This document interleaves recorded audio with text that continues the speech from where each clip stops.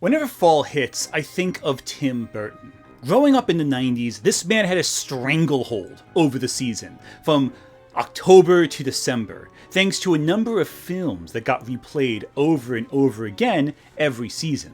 Even ignoring The Nightmare Before Christmas, which was marketed as a Tim Burton film, but we all know now was not made by Tim Burton, you had Beetlejuice, Sleepy Hollow, and even Edward Scissorhands, which I think really fit in that nice transition from Thanksgiving into the winter season, The Corpse Bride, Sweeney Todd, and that I feel occupied this niche of not quite fall or autumnal films, but had a vibe about it, you know? However, nowadays, when you hear Burton's name, your first thought isn't haunting dreamscapes or the gothic outsider narrative, it's Hot Topic, it's marketable goth. And that's the best case interpretation of Burton's current work. At worst, he's someone who lost the touch a while ago, who lost that magic perspective that made him so popular in the first place, who used to make these enchanting worlds, but now they just feel corporate, like a product being sold back to you again. But I don't really buy the narrative about Burton that he got bad recently. When you look at the history of Burton's filmography, you see a lot of the criticisms we talk about today levied towards him back in the 80s and 90s by professional film critics. There's a surprising consistency when you look at what was said about Burton in the past versus now. Hated our next film, Pee-wee's Big Adventure, from start to finish. Beetlejuice, and to its credit, it's one of the most ambitious fantasy, horror, and comedy films ever made. But here's a case where a movie just tries too hard for its own good, overwhelming us with special effects to the point it becomes almost obnoxious. Edward Scissorhands left me depressed and disturbed. I think the real issue is that Burton fell into certain traps, certain narrative patterns that became inherent weaknesses in his style. These are weaknesses that were always there, mind you, but they were hidden, either due to the types of stories he was telling or the aesthetic of the narrative. Burton is a key example of a director who has fallen from grace, fallen into repetitive patterns, trapped by doing the same thing over and over and over again. But before we dive into Burton too much, I wanted to give a big thanks to this video's sponsor, Exter. With the holidays coming up, you might not know what to buy for that special someone. Well, everyone's got cards to carry, credit cards, debit cards, driver's license, medical insurance, and it can be a pain to have a bulky wallet in your pocket that bulges out and you have to fumble to get all the cards out. But that's where Exter comes in. Exter is proud to be releasing the Cardholder Pro from MagSafe, the first of its kind wallet with a MagSafe add-on that you can tailor suit to your specific needs. It's MagSafe compatible on both sides, highly compact, and can hold up to 7 cards, 14 if you purchase the Exter Cardholder Nano add-on. It's Exter's smallest card holder to date, thoughtfully designed to ensure it fits your pocket perfectly. The metal card ejector trigger simplifies taking out your cards, allowing for swift transition. A little button, all the cards spring out. No fumbling involved, no nothing, no hassle, simple, minimal. And with Exter's lifetime warranty, your investment in an environmentally friendly card holder is protected. Right now, from September 16th to November 10th, 2025, Exter is holding their fall sale, offering up to 35% off the entire site. With viewers here, and even after, you get an extra deal. With my exclusive code, Anthony Gramuglia, on screen right now, or the link in the video's description, you get up to 45% off at checkout. An extra 10% off all products. So don't wait. Go to Exter.com, use the link in the description, use code Anthony Gramuglia at checkout to save some extra money on a compact, fantastic little device. And now, to our regularly scheduled video. Burton started as an animator for Disney, working on films like The Fox and the Hound, among others. However, Burton soon realized he didn't quite like conforming to the Disney mold of super marketable animation. What's odd about Disney, he reflects in his biography, is that they want you to be an artist, but at the same time they want you to be a zombie factory worker and have no personality. It takes a very special person to make those two sides of your brain coexist. Burton's time at Disney was not a great one. The concept art he made for their animated films was never used, and the first 2 films he made for them barely saw the light of day.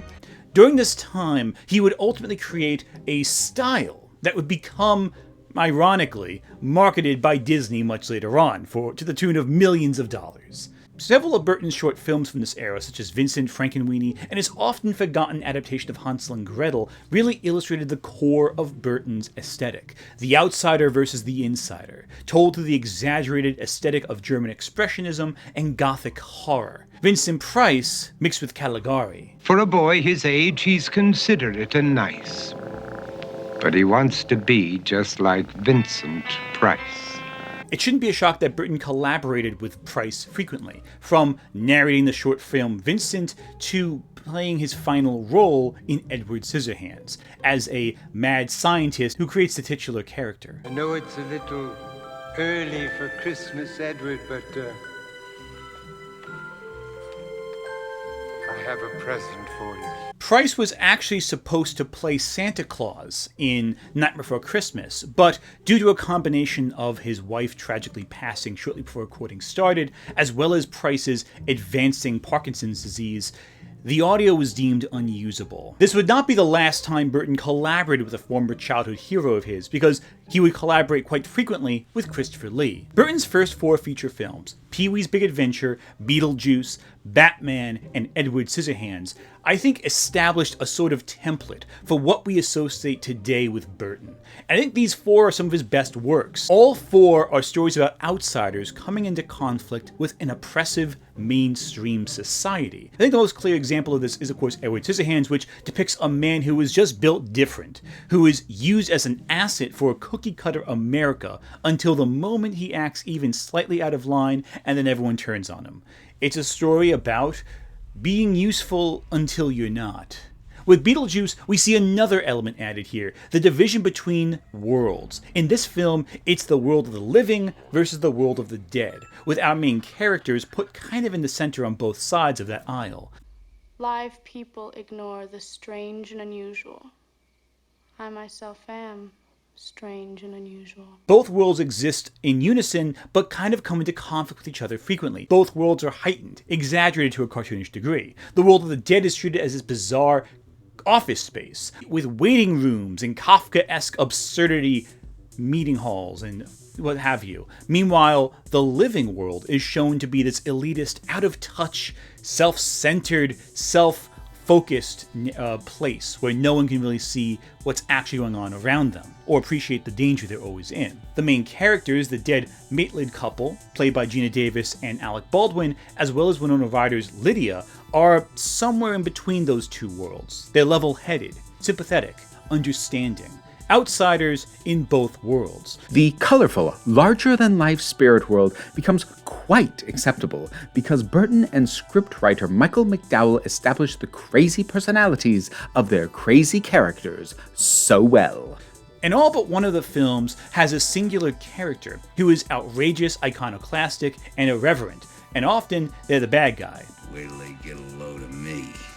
Someone who sees the status quo, knows they don't fit into it, and chooses, rather than conform or object, to simply break it. Only Edward Scissorhands avoids this particular trope, as Edward is so much more passive and shy than rebellious. Also of note, 2 of these films are examples of Burton playing in an established narrative, and the other 2 are original ideas of Burton. As time went on, Burton less frequently told his own original stories and chose instead to filter established narratives through his particular sensibilities. It's important to note that critics at the time were divided on Burton. A number of them were very critical of Burton's early films, even though we think today these are classics. For me, the film was like a nightmare that left an indelible impression of Pee Wee Herman himself, simpering, mincing, smiling his tight little smile, eternally hopeful. But the action itself remains a total blank. There are a few things I want to point out. Despite focusing so much on the idea of the outsider, Burton rarely criticizes specific elements that push people to the outside. Tangible issues are kind of ignored. Real things are ignored in favor of the dreamscape, the impression of the outsider. Burton's modern fairy tale has an almost palpably personal feel. It is told gently, subtly, and with infinite sympathy for an outsider who charms the locals but then inadvertently arouses their baser instincts. On one hand, this makes Burton's work especially relatable to most audiences. You can identify with his outsider character because it's flexible, it's applicable to any experience. But on the other hand, it also sometimes feels shallow, and it will feel increasingly shallow as we go on. I was unsurprised to learn that Burton's feelings of being an outsider come in his high school years. Never the popular guy, Burton had a difficult time in school, and thus developed a growing resentment towards what he perceived to be a very cold society around him. This resentment carried with him into adulthood. He remarks on his high school reunion, "The presidents, the jocks, they had truly peaked in high school, and it was so shocking to see that. It confirmed your suspicions about things, because those who were tortured were forced to be their own people. They couldn't rely on society. They couldn't rely on the culture or the hierarchy to take care of them, so to speak, so they had to make themselves acceptable." The sentiment of feeling like an outsider would very much bleed into Burton's body of work, and is crucial to understanding the trends in his career. For 3 of these 4 films, that's not a big deal. Batman, Beetlejuice, and Pee-wee use the idea of the outsider in conflict with society's conformity as part of its natural conflict, but it's just an aspect. The thing that's going to make you want to see Batman a second and third and fourth time is Gotham City as a brutal pile of dour, gothic, Art Deco menace. I was sitting looking at the set decorations and saying, gee, that's terrific, the special effects. Boy, they're well done, but so what? Because there's no comic energy behind it, and Beetlejuice is absolutely...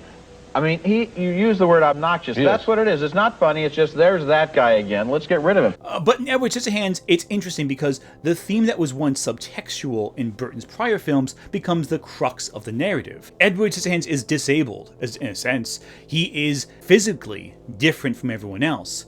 Yet you never really analyze that through, say, what that could be an allegory for. Is it an allegory for disability rights?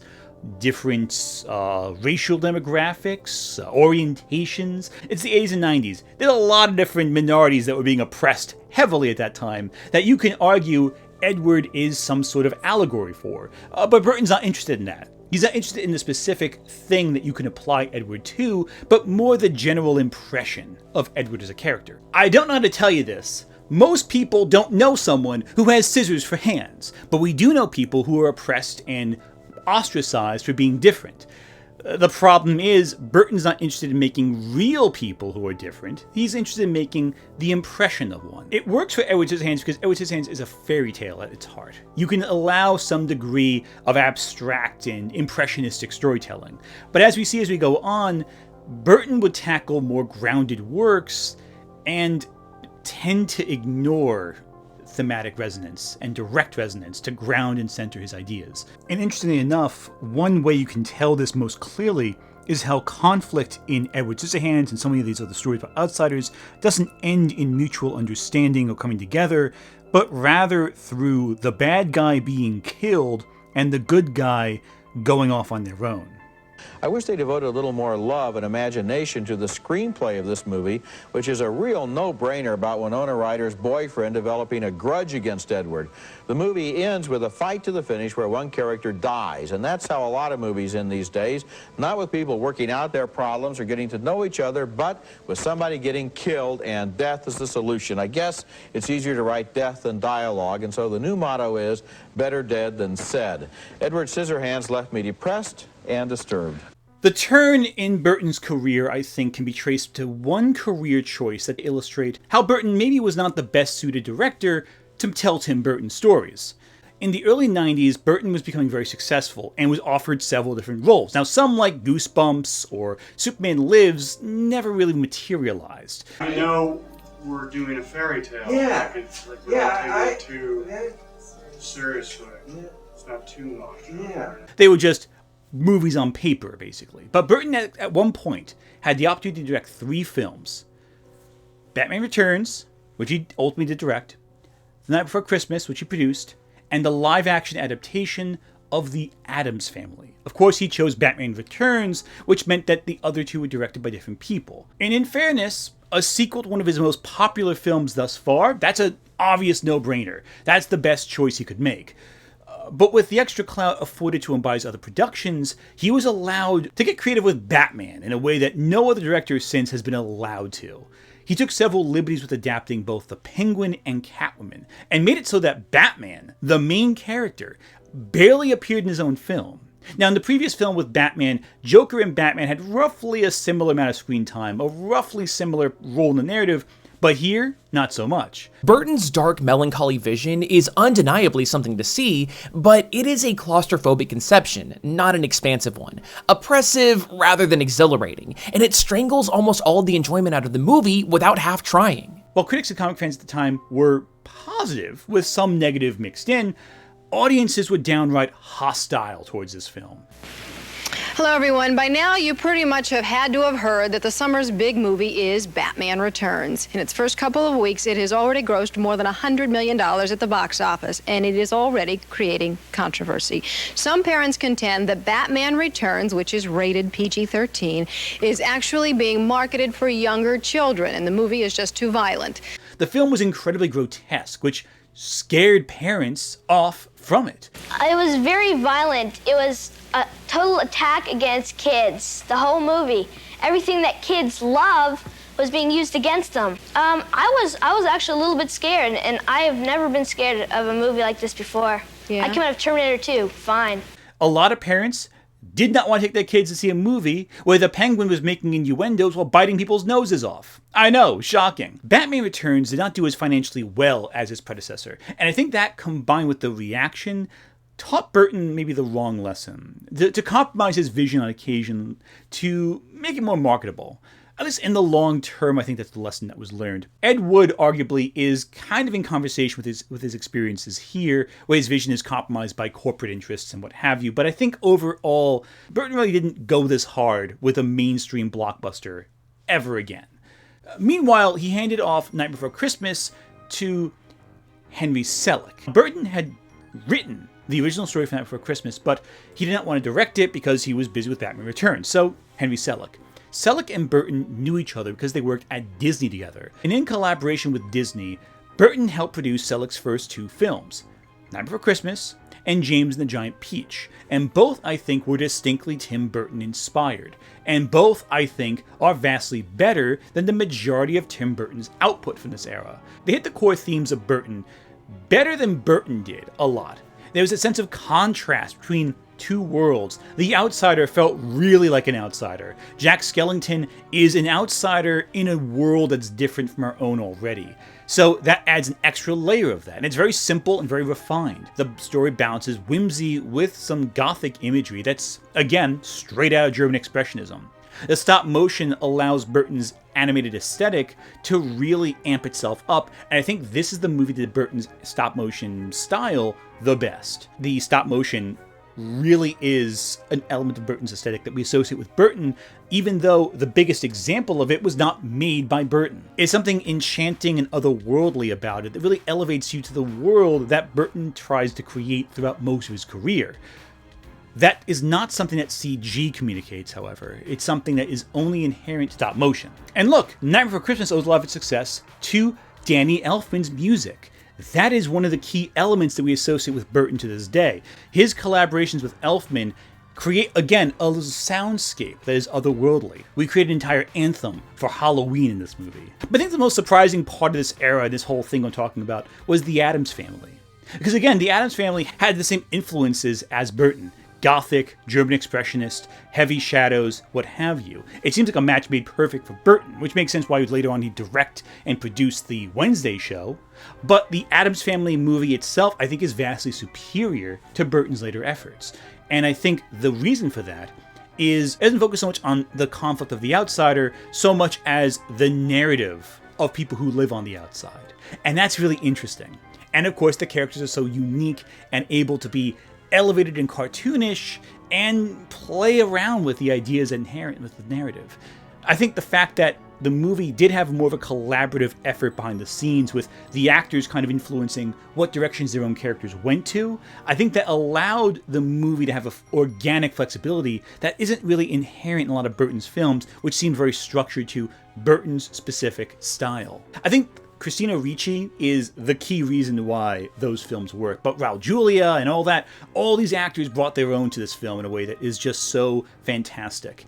It's a great example of why perfect casting can really elevate a narrative. And as we'll see later on, Burton didn't really work with perfect casting, he worked with familiar casting. That will come to bite him later on. Another interesting distinction, while both Night Before Christmas and Addams Family both have bad guys who are dealt with in the film, beating a bad guy does not resolve the core conflict of the film. The villains are kind of separate from that. Now, around the same time, goth culture really kind of sprang up. You got The Crow, The Craft, and that dark aesthetic that Burton had kind of pioneered became much more mainstream. So Burton had to amp up his game as other storytellers were bringing their own to this landscape. And did he? Well, that's a little tricky. His career did stagger a bit after Batman Returns because the failure of that film lost him the ability to direct Batman Forever. And so there was also some more conflict with his next film, Ed Wood. His insistence that the film be shot in black and white kind of forced the distributor Columbia to drop the film, only for it to come into the hands of Disney again. It's always Disney. Tim Burton and Disney are like intertwined at the hip, and you'll see as we go on, that becomes a stranglehold on his career. The mid-90s to early 2000s for Tim Burton are an odd era. We're past the core of his most iconic filmography. We're entering a phase that bounces between films that are honestly peak Burton and some of his weakest movies. Fuck you! Ed Wood, Big Fish, and even Corpse Bride are, to some extent, works that are just unique. They're fantastic. They capture Burton's aesthetic and narrative voice perfectly. Films like Sleepy Hollow and Sweeney Todd are these gothic fables that work on some level, but also struggle on others. I do think Sleepy Hollow is the better of the two. But then we got stuff like Mars Attacks, Planet of the Apes, Charlie and the Chocolate Factory, which, in my personal opinion, are trash and deserve to be trashed. All these films are dealing with the same themes we saw in peak Burton's era. So why don't some of them work? They embody this impressionistic, expressionistic style that feels like a distillation of classic horror and old cinema, all told through the lens of a fairy tale. But the problem is, not all stories should be this kind of fairy tale. Ed Wood, Mars Attacks, and Sleepy Hollow almost form this kind of trilogy of sorts, where Burton addresses influences and tries to duplicate them directly to varying extents. Ed Wood is the story of the real-life director, Ed Wood, who was famous for making some of the worst films of all time. In a lesser filmmaker's hands, he would be played very much like a caricature, or someone to make fun of. But here, Burton exercises the utmost sympathy for Ed Wood, almost relating to him in a way. A lot of people will point out that Johnny Depp and Tim Burton were in everything. And while I think a lot of their collaborations later on were garbage, this is where it worked. I think Ed Wood is the best Johnny Depp ever acted under Tim Burton. Because you get to see this man who is so earnest about his passion for filmmaking. You see the ups and the downs of his career, the personal sacrifices he makes, the difficulty he has with socializing with people. And it makes you feel triumphant at the end when he finally creates his own uncompromised vision, even though that vision is Plan 9 from Outer Space, widely regarded to be one of the best worst films of all time, a subject of mockery for decades, yet you are on his side while watching it. Even though you know it's a garbage film, you feel so good for Ed when he gets that accomplished, and a lot of it has to do with Johnny Depp's performance. This is the one. This is the one I'll be remembered for. You'll see this later on, but Depp, as he worked more and more with Burton, kind of fell into a routine where he just played oddballs. But here, he's playing a human being. Depp would forget how to act as time went on, I guess you can say. And of course, Ed Wood focuses on a director meeting and becoming friends with an old horror actor he idolized. In the case of the film, it's Ed Wood and Bela Lugosi, as played masterfully by Martin Landau. It makes you think of Vincent Price in Burton, doesn't it? Vincent Price was Burton's idol. He met him early in his career. They collaborated frequently, much like Bela Lugosi and Ed Wood did, and tragically, right before Ed Wood came out, Vincent Price passed away. It's hard not to see that parallel between Price and Lugosi in this film, if we take Ed Wood to be sort of a self-insert for Burton in this era. But I think the thing that Ed Wood does that's very interesting, that's different from other Burton films, is the idea of cross-dressing. I'm about to tell you something that I never told any girl on a first date. But I think it's important that you know I like to wear women's clothes. One of the first films Ed Wood made that is in the making of it's adapted in the movie Ed Wood is the film Glenn or Glenda, which is a movie about Christine Jorgensen, one of the first trans women to undergo reassignment surgery. And we see the making of the film. We see the cynical decision by film execs to exploit the controversy around the incident for profit. We see Ed Wood see this story and need to tell the story, but from a personal lens. In fact, telling his own story more than the story of Christine Jorgensen, what he was assigned to make. And we see it through this sense of pure sincerity from Burton's filmmaking style. And there are scenes here where you see really intimate moments with Ed, where he's analyzing the need to cross-dress, but also seeing how people ostracize him and look down on him for it. It's very interesting stuff. And it's done with an utmost emotional sincerity that grounds the film in a very real way. Some people are outsiders. And it's remarkable with Burton's filmography because it's one of the few times he ever actually says this character is an outsider because of this tangible, real thing that real people are marginalized for in society. And I think it's that ability for Burton to get outside of his own way that led to Ed Wood being such a massive hit with critics, but not with audiences. Outrageously disjointed and just as outrageously entertaining, the picture stands as a successful outsider's tribute to a failed kindred spirit. The movie's black and white photography convincingly recaptures the look and feel of 1950s sleaze, including some of the least convincing special effects in movie history. So then, Burton decided to make two films that feel like tributes to the old films he was inspired by from the 50s. Mars Attacks, which is a tribute to the old 50s sci-fi films, and Sleepy Hollow, which is a tribute to the old 50s Hammer films, and it incorporates the aesthetics of both therein. Mars Attacks being this cheesy sci-fi B-movie like Plan 9, while Sleepy Hollow is more a tribute to Hammer, and of course has Christopher Lee in it, so there you go. The science fiction comedy Mars Attacks is a contrived B-movie pastiche with some spicy ingredients alien to other Tim Burton films. Attitude, cynicism, misanthropy. It's here where I gotta say, Tim Burton fucking sucks at doing science fiction. Mars is a fireball of failure, a B-movie crammed full of A-list actors, an exercise in tacky self-indulgence that will numb you with its labored eccentricities.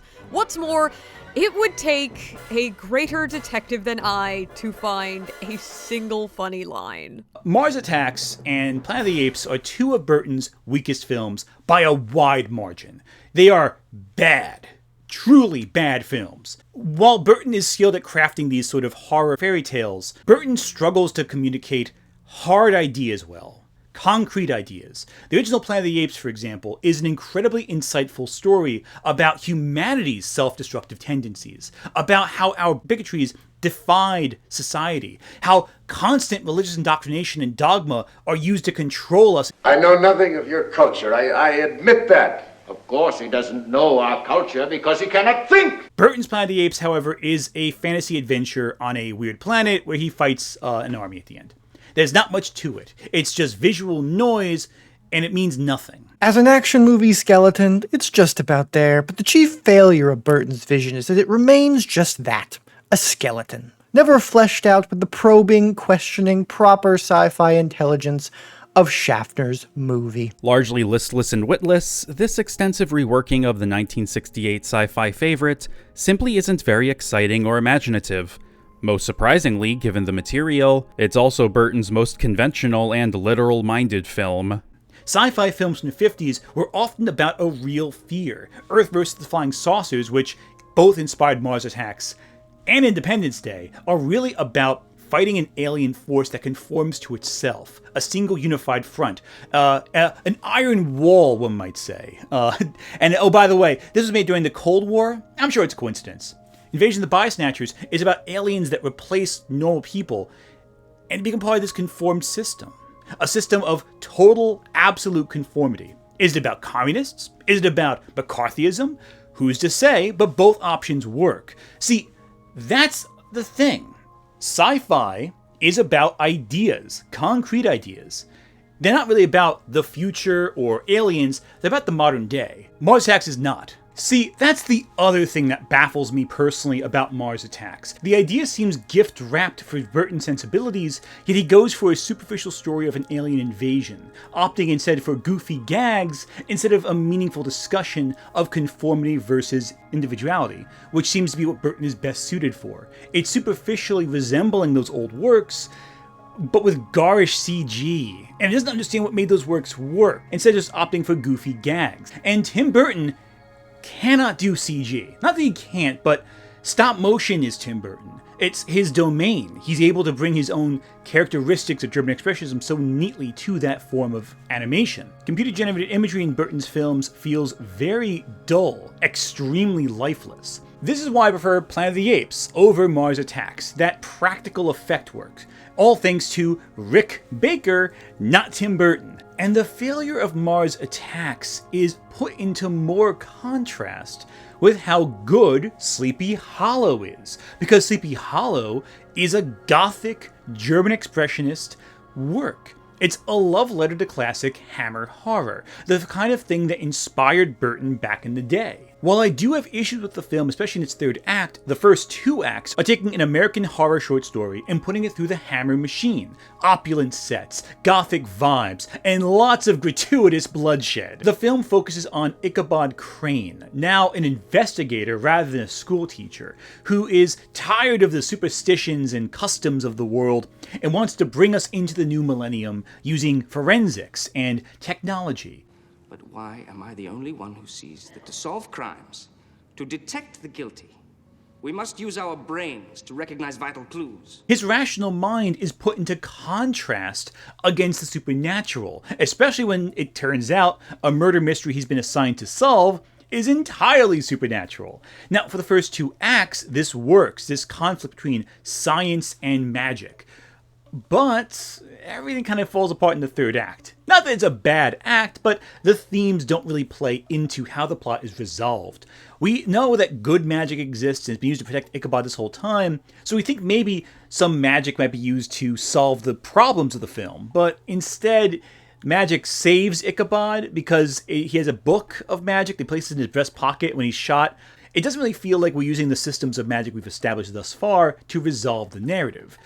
But it's a minor critique because the film's overall really fun. It feels like a gothic story. Sweeney Todd, I feel, almost works the same way Sleepy Hollow does, except Burton is just putting visual language to Stephen Sondheim's music. The only problem is that only half of the actors are cast correctly in the roles, and the one that really is miscast is unfortunately Johnny Depp. Burton's tendency to work with the same actors over and over and over again became more obvious after Batman Returns. Depp appears in 8 of Burton's 20 directed films, but between Edward Scissorhands and Dark Shadows, Depp was only absent in 4 films: Batman Returns, Mars Attacks, Planet of the Apes, and Big Fish. Otherwise, Depp was always there, usually the leading man, and usually kind of as Burton's self-insert character, the outsider who just doesn't fit into the rest of the world. Despite Depp's many controversies, he is a really talented actor when given the right material.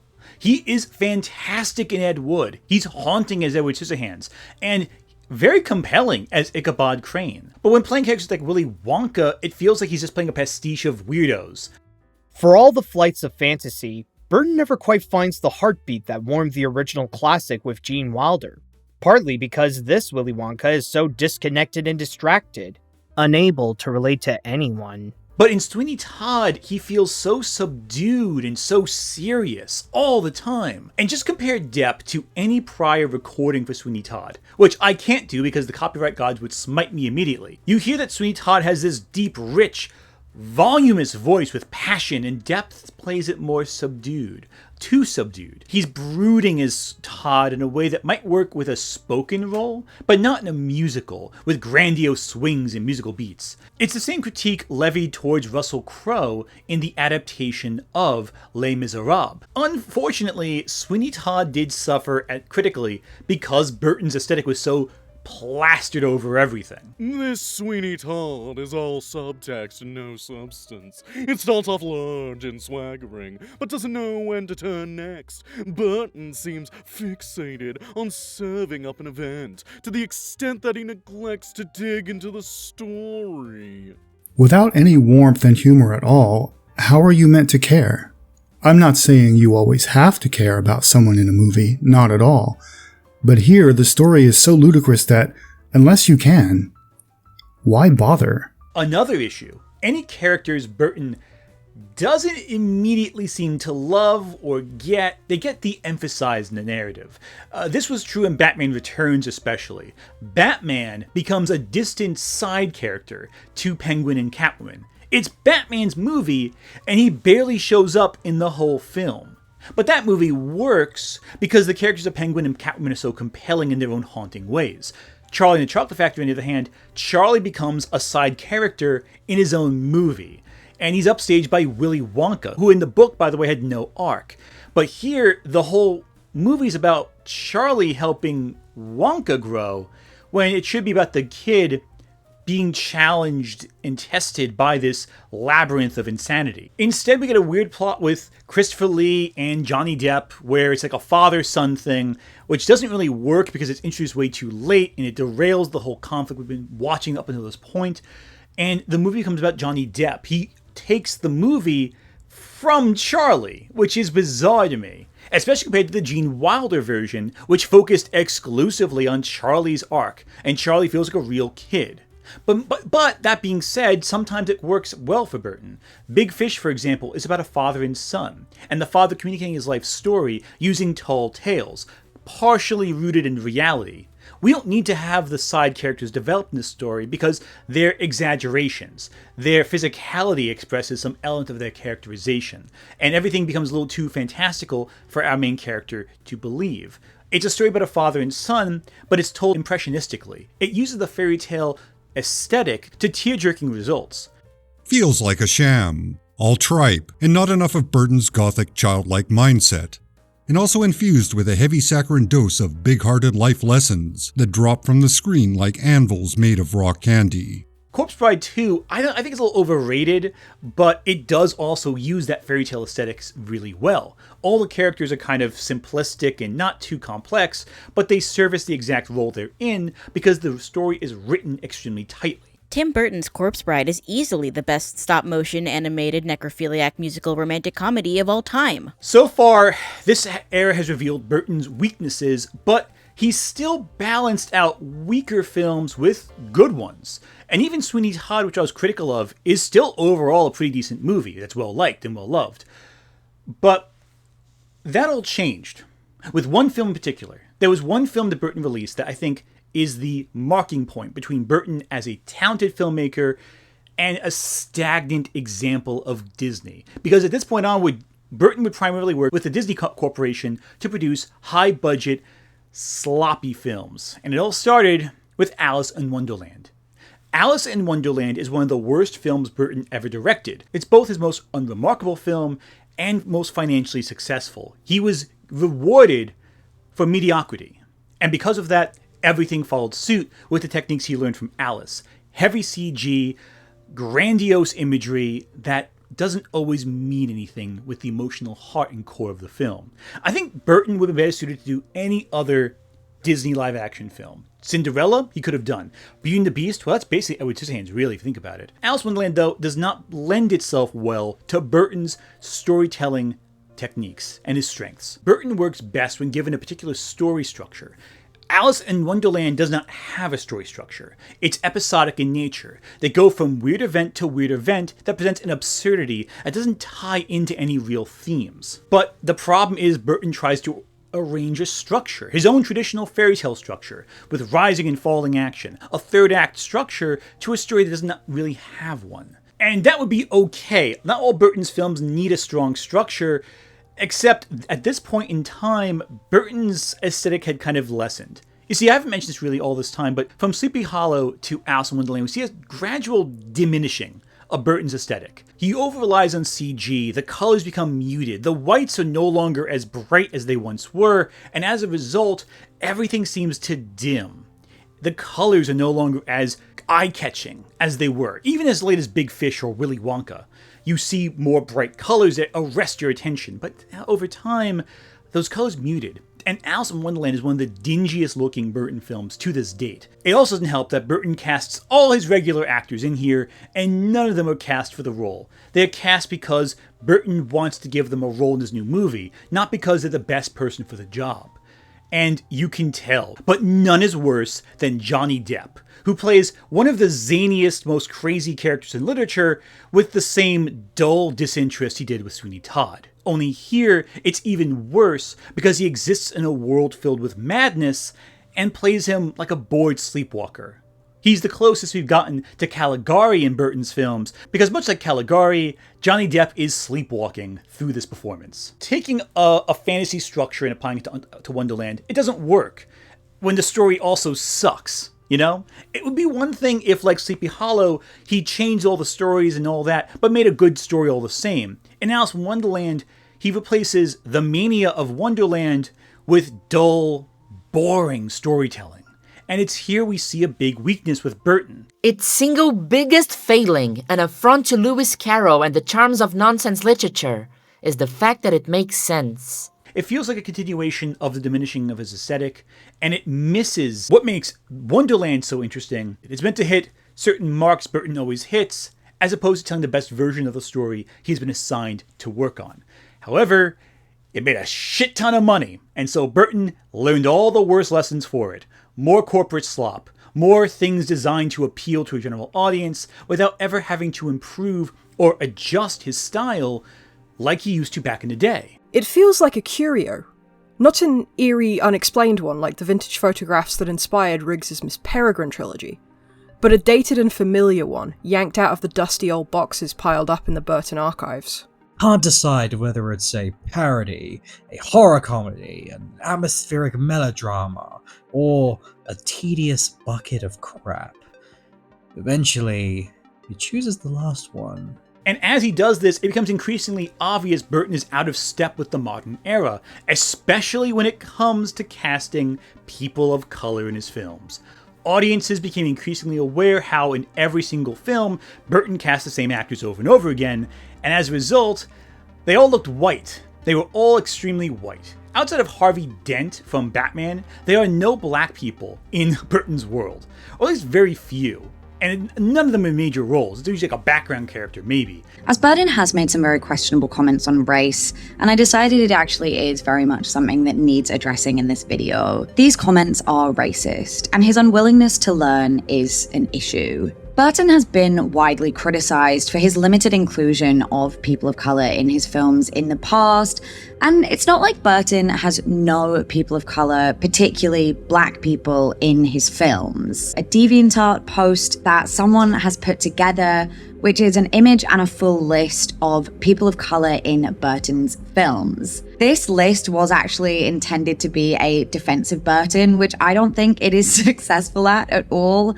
I will let you make up your own mind, so please go and look at it. But in my opinion, given that it's summarizing over 20 projects, it's very disappointing. You only need to watch a few of his films yourself to see the distinct lack of POC cast members, especially in notable roles. And while he may have cast the likes of Samuel L. Jackson in Miss Peregrine's, this doesn't make up for his apparent inability to see black people particularly as normal members of society who could play any role in his movies. I know Samuel L. Jackson was in the Peculiar Children's movie, but like, that's kind of it. And that's after people were pushing up against Burton for not casting anyone but the same actors in every role. And Burton did not respond well to these criticisms by saying things that the public tore him apart for, and I think justifiably so. More to the point, it's Burton's comments that really reveal where he stands. Burton saying he didn't need to see white people in blaxploitation films shows a gross misunderstanding of race on a whole and the realities of oppressed minorities, of which black people historically and unquestionably are. Saying that including black and Asian children in the Brady Bunch was political correctness shows that he views them as abnormalities rather than normal children. No one is perfect and racism is nuanced, but his responses show someone with no interest in listening and frankly someone in denial of the oppression that racial minorities experience and have experienced. The problem is Burton could not adjust. He could not change styles. For a director who was once so innovative and refused to step in line with a company's aesthetic, he couldn't step out of line with his own aesthetic. He couldn't innovate anymore, and a director who cannot innovate is doomed. Like, yeah, you can make the argument that it's racist, and it is. A lot of his language was very racist that he used. But I think that's reflective of a real core issue, because conservatives and liberals alike were getting bored of Burton's work. If he was just racist, it would just be pissing off the left, not the right. I'm just being honest with you. The problem is a little more complex there. The problem is that Burton refused to grow and refused to get out of his own way. Take a look at David Lynch and David Cronenberg, two of the directors known for their style who became very popular around the same time as Burton. All of them developed their style over time, changing genres, changing story structures, doing things that were totally different. Burton could have tried new things in that same familiar fashion, but fails. But it also didn't help that Burton's core appeal, that he made stories about outsiders who couldn't fit into society, became more and more meaningless as discussions of marginalization became more widespread in the modern era. It became safe marginalization. As time went on and people discussed diversity more, you would think he'd evolve with that. Unfortunately, his style became more stagnant, more repetitive, and older works, such as Night Before Christmas, which again, Selleck directed, not Burton, felt refreshing in comparison to Burton's current work. This is also relevant in many of his films, how they wrap up their action. The movie ends with a fight to the finish where one character dies, and that's how a lot of movies end these days, not with people working out their problems or getting to know each other, but with somebody getting killed, and death is the solution. I guess it's easier to write death than dialogue, and so the new motto is, better dead than said. Many, as we noticed, have an action scene, a fight scene, don't explore the exact themes that are being presented in the movie, and the ones that don't end the fight scene, like Ed Wood or Willy Wonka, end in some schmaltzy Hollywood ending, even when things are complicated. Big Fish is probably Burton's best ending, I'd say, of a film, because it is the most nuanced, tragic, and it's also based on a book that Burton didn't write. You see the problem here, don't you? It's too black and white when the world became increasingly gray. And to make matters worse, Burton did one of the worst things a director can do from this point onward. He drew from his past success to make new material. See, up until this point, Burton was mostly adapting other work. He was adapting literature. He was adapting a card game. He was adapting a short story. But now we started seeing Burton lift from himself. Frankenweenie is a good example of this. Beetlejuice, another example of this, where he took older works that were successful of his and used them as inspiration for his own current output. And most of the other stuff that didn't do that was also adapting something else. Big Eyes is a true story. Peculiar Children is an adaptation. And of course, Dumbo is another Disney live-action adaptation. And as time went on, it got sloppier and sloppier. Dumbo especially, I think, is the pinnacle of Burton's corporate slop era. A film so unremarkable and dull that you would barely even know Burton was behind the camera. You would think a computer built it, out of a formula. There's no invention, no innovation. It's just what the company wants, and Burton delivered as a factory man. The irony here is that Burton began his career as a Disney animator who refused to follow company guidelines, and now is fulfilling those guidelines perfectly in service of the corporate machine. Over time, Burton has demonstrated some development. He's relied less on his regular collaborators like Depp in order to have a new cast of actors who he hasn't worked with previously. But is that enough? I don't know. If you've listened carefully, and by carefully mean at all, you've noticed I've used old reviews of Burton's work throughout this whole video. And it's just remarkable to me how consistent all these reviews are. They praise Burton's aesthetic until they don't. They don't praise his character writing, they don't praise his storytelling capabilities, they praise the aesthetic of Burton, the feel of Burton, and sometimes the heart of Burton. But Burton was never known for strong character writing. He was known for a feeling, a vibe. You know, I think it's interesting too that Burton was so enamored by Vincent Price, because Vincent Price, towards the end of his career, did a lot of things that were risky. He tried to reinvent himself for younger generations, challenging himself to be appealing to people who did not grow up with his works, and succeeded, I think. One of the things that Price is most well known for And Vincent Price was not known for working on albums before that. He challenged himself towards the end of his career to be innovative, whereas Tim Burton, I don't think really did. And it's sad seeing Burton go into this kind of regurgitation of his old self. When Beetlejuice came out, people kind of said Burton's back. Burton is ready to take over the world. But is he? One success does not change a trend. It does not change the bigger issues with Burton, that he has not innovated, that he's going back to the old films he used to make for new success. If all he has is a repackaged version of his glory days, what can Burton offer us in the modern day that's relevant to us? There are very few original stories for Tim Burton left to tell, and this has allowed Burton to fall back on style over substance. But the problem is, even his style is losing substance. You're not Vincent Price, you're Vincent Malloy. You're not tormented or insane, you're just a young boy. I want you to get outside and have some real fun.